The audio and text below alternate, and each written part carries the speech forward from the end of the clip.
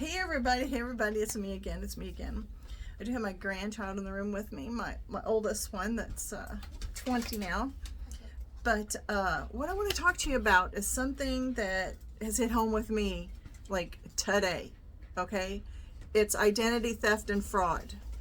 So, here I am having a great time today, and I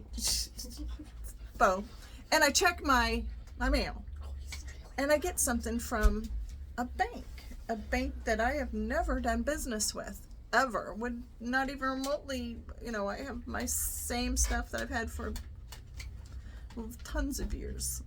But anyways, the government is shut down right now, okay?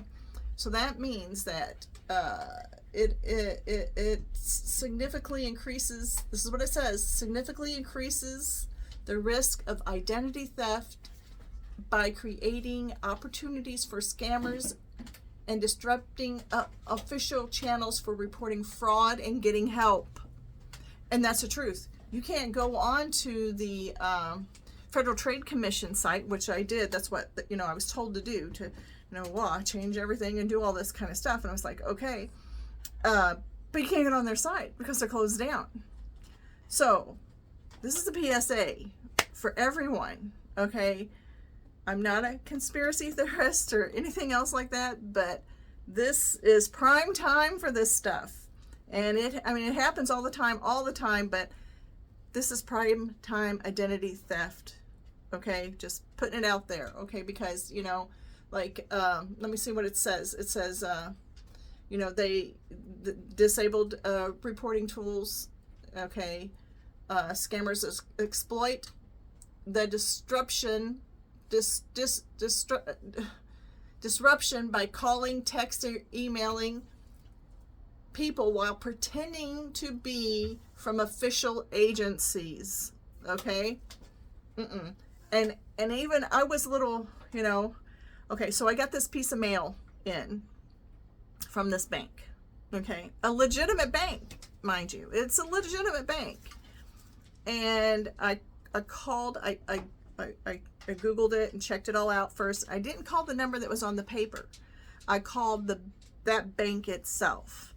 And so they asked me, have I ever been part of this other bank? And I was like, no, never. I don't even know how. And they said, well, it's, they've had an influx of this. So I'm putting this out there for you guys to know. Furloughed, it says unavailable government resources. Furloughed government employees mean fewer personnel are available for security monitoring. Some of this stuff is making you think, isn't it? All I did, honey, everybody, I'm sorry I call you guys, honey. I shouldn't do any of that kind of stuff. I know, but it's just, that's how I was raised, okay? All you have to do is just go on a Google search and Google, I'm going to tell you exactly what to Google, identity theft and government shutdown. And then just read, okay, because I can't articulate it all to you guys because I'm a little hyped up. And I got a little pup in the room with me. And,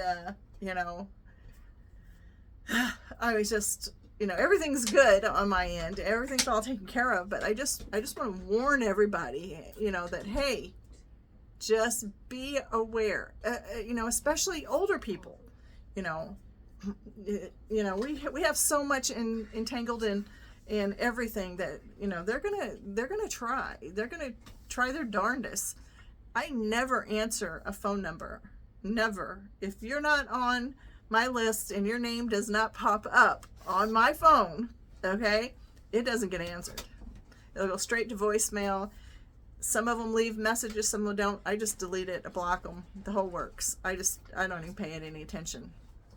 And I know that as my husband and I get older and up in age, I even tell my grandbaby, I'm like, don't do that, because it's, I've had my identity stolen in the past, and it took like 3 years to untangle it and all this other kind of stuff.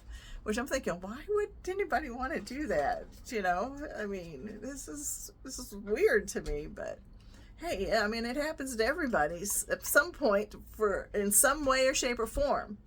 And you don't want them to get a hold of any of your pertinent information, all that other kind of stuff, because let me tell you, it is just a snowball effect, okay? And you don't want to go through that hassle. Like I said, it took 3 years to get it all taken care of for me, the time that it happened. But just PSA, government shutdown, fraud, woo, it's through the ceiling. It's up and up and up, and they're going to do anything and everything. So just be prepared. And just sharing that information with you guys. Thanks for watching. I'll talk to you later.